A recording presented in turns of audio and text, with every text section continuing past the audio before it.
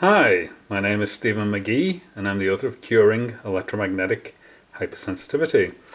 And we're going to talk about a subject of electromagnetic hypersensitivity, and that is the DC voltage on biological systems.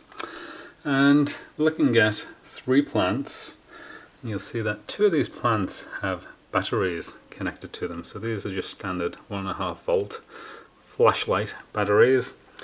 And this one on the left has the positive to the metal plant pot, and the negative is going up into the stem structure.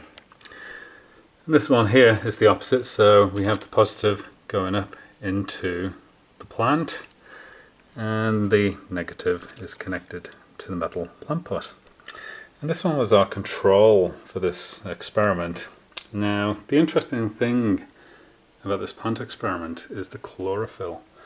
Now if you look at the chlorophyll in this plant, it's a very dark green, and you see down here it's also putting up dark green leaves. I'm going to put my hand in for some contrast. And all last year these plants would not grow like this. They were actually growing somewhat like this control plant. So you can see these kind of yellow chlorophyll deficient leaves. So this control plant is still somewhat showing the chlorophyll deficiency that I noticed occurring in this experiment.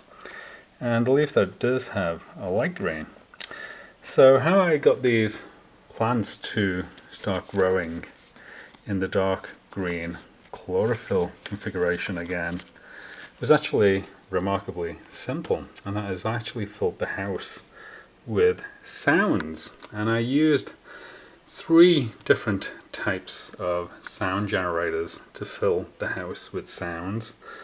And what I actually found was that the plant with the positive pot and the negative stem structure actually showed the most favorable chlorophyll response.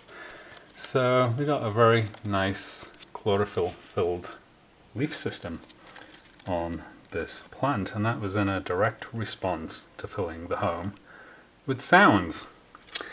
It's not as pronounced in this plant. So this is the plant that has the positive stem structure and the negative pot.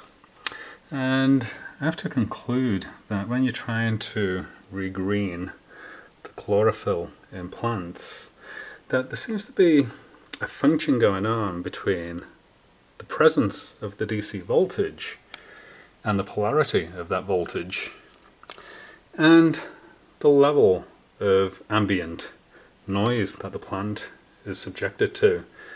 And it appears that this is actually the best configuration for producing chlorophyll in a plant using a 1.5 volt DC battery and a home filled with sounds. So that was the conclusion of this experiment. So if you want to read more about this experiment and how it factors in to human health, you'll find that information in Curing Electromagnetic Hypersensitivity. I hope you enjoyed this video, and I wish you the very best of health. Thank you.